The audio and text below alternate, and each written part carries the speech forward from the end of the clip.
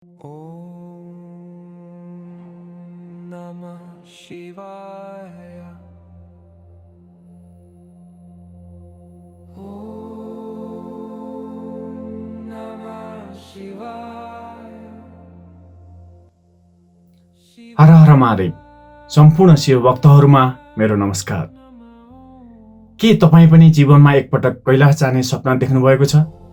तर मनमा प्रश्न छ, कति पैसा लाग्छ, कति दिन लाग्छ, बुढाबुढीलाई मिल्छ कि मिल्दैन, खाना बस्ने सुविधा कस्तो छ? आजको यो भिडियोमा म तपाईलाई काठमाडौँदेखि केरुङ हुँदै कैलाश जाने रुटको सम्पूर्ण जानकारी विस्तारमा बताउने छु। सबैभन्दा पहिला कुरा गरौँ कति दिन लाग्छ। यो यात्रा सामान्यतया 10 दिनको हुनेछ। काठमाडौँबाट रसुवागढी नाका हुँदै केरुङ प्रवेश गरिन्छ। त्यसपछि सागा, मानसरोवर र दार्चन पुगिन्छ। दार्चनबाट सुरु हुन्छ 3 दिनको 52 किलोमिटर कैलाश कोरा। कोराको दोस्रो दिन सबैभन्दा कठिन हुन्छ, किनभने डोलमाला पास करिब 5630 मिटर उचाइमा पर्छ। त्यस दिन लामो हिँडाएर उचाइका कारण शरीरलाई धेरै थकान महसुस हुन्छ। तर पनि बिस्तारै बिस्तारै यो पास गर्नलाई शिवजीले सघाउनु हुनेछ। अब सबैभन्दा धेरै सोधिने प्रश्न, खर्च कति लाग्छ? नेपाली नागरिकका लागि ओभरल्यान्ड प्याकेजको लागत करिब 1,50,000 देखि 2,50,000 रुपियाँसम्म पर्छ। यसमा सामान्यतया चाइनिज भिसा एन्ड पर्मिट, बस तथा भ्यान, होटल, दिनको 3 पटक खाना, गाइड, मानसरोवर परिक्रमा, कैलाश कोरा सबै समावेश गरिएको हुन्छ। तर यदि कोरा गर्दा घोडा वा याक लिनु परेमा त्यसको खर्च छुट्टै तिर्नुपर्छ। साथै व्यक्तिगत खर्च पनि अलग हुन आउँछ। अब कुरा गरौँ बुढाबुढी मानिस जान मिल्छ कि मिल्दैन। मेरो हजुरबुवा हजुरआमा, मेरो बुवा आमा 60-70 वर्ष भइसक्नुभयो। जान मिल्छ कि मिल्दैन? 60-70 वर्षका धेरै भक्तजनहरूले सफलतापूर्वक यात्रा गरिसक्नु भएको छ। तर ध्यान दिनुपर्ने कुरा के हो भने यो यात्रा 5000 मिटरभन्दा माथि जान्छ, जहाँ अक्सिजन कम हुन्छ।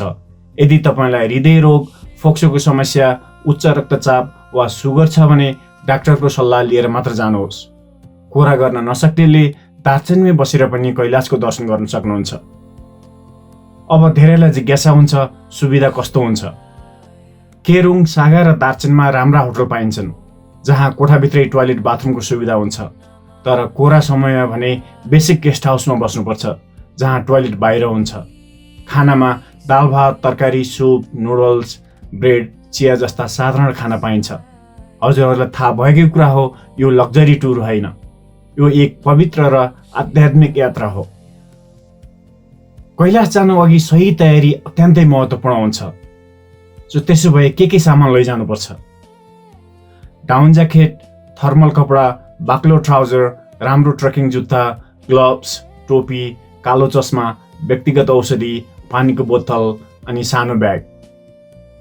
जति तयारी राम्रो हुन्छ, यात्रा त्यति सहज हुन्छ। यदि जान इच्छुक हुनुहुन्छ भने र अझै कुनै प्रश्न छन् भने मलाई फोन गरेर पनि सोध्न सक्नुहुन्छ।